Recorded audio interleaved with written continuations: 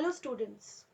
In today's lesson, we are going to learn about pollination, which is said to be the first process of sexual fertilization in the flowering plants.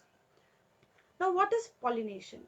Pollination is basically the transfer of pollen grains from the anther of one flower to the stigma of the same or another flower. Now, pollination can be of two types. One is the self-pollination, another one is the cross-pollination. Now, what is self-pollination?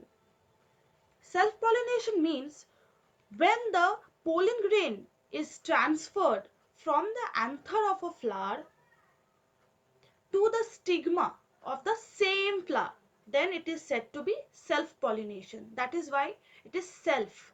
That means same plant. It has to be same plant. Like you can see here in the diagram showing the self-pollination here. This is the anther, that is the male gamete, and this is the stigma.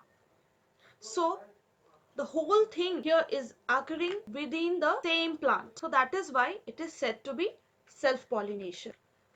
Now what is cross-pollination? Here the pollen grain is being transferred from the anther of one plant to the stigma of the flower of another plant. So that is called cross-pollination. Cross-pollination is also known as xenogamy or allogamy.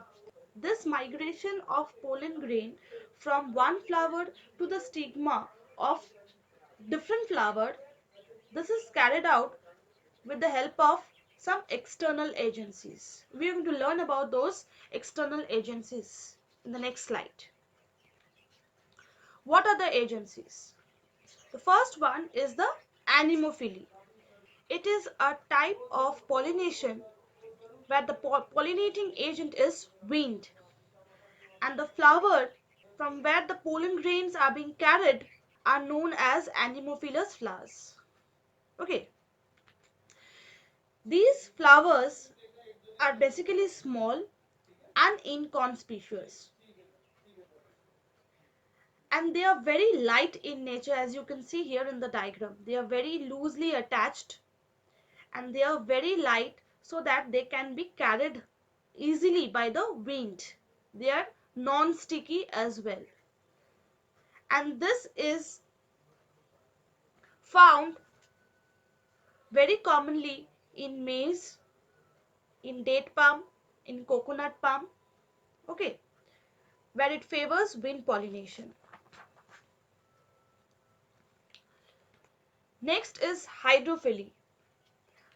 Hydrophily, where the pollinating agent is water. Hydro means water.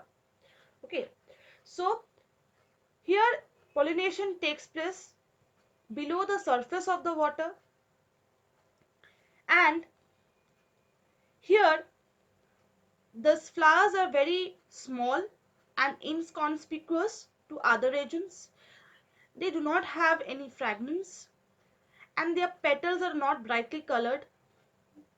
The pollen is basically adapted to be able to float in water, and this is seen in Vallisneria. In zoophily, there are different types of agents we're going to see here. It can be human beings, bats, it can be birds. The first one which we are going to learn here is birds, that is ornithophily. Here the pollinating agent is bird and the flower is known as ornithophilous flowers. These flowers are basically scentless. They are bigger in size. Okay, they are brightly colored so that birds get attracted to it very easily. Also the nectar should be very much available here,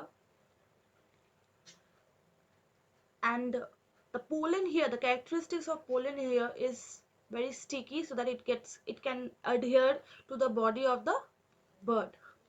In the next part you're going to see entomophily. Here the flowers are known as entomophilous flowers, and these flowers are pollinated by the insects. Okay, I cannot show you the color of the flower here, but the flowers are basically very attractive and brightly colored with bright petals, and it has got a lot of fragrance so that it can attract the insects. They have got broad stigmas or anthers to allow the insect to perch on it. The pollen grains here are very spiny, that helps them to stick onto the body of the insects.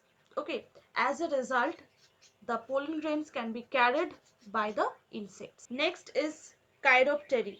In chiroptery, basically the flowers are pollinated by bats. The bats hold on to the freely exposed, large and tough flower that opens in the evening or night. Okay, and the bats being a nocturnal animal, it transports the pollen over long distances. Okay, next is malacophily. Here the pollen grains are carried by the snail. Now, the self-pollination and the cross-pollination has got advantages as well as disadvantages. Now, what is the advantage of self-pollination? Obviously, there is less wastage of pollen grains here. There is less failure of pollination here. And obviously, the purity of the race is maintained. Less contamination is likely to occur in this type of pollination. However, it also has got disadvantages. The most important disadvantage is that since the pollination is occurring between the same flowers of the same plant, so obviously no variations can be seen. So there is no chances of any production of new species, no recombination can occur, and thereby reducing the chances of evolution. Coming to the advantages of cross-pollination. Now cross-pollination basically brings about genetic recombination and obviously leading to a new varieties. But the disadvantage of cross-pollination is here, lot of wastage of pollen grains occur. There is uncertainty of pollination to occur because cross-pollination basically depends upon different types of agencies that I have already described. So this is all about pollination. Thank you.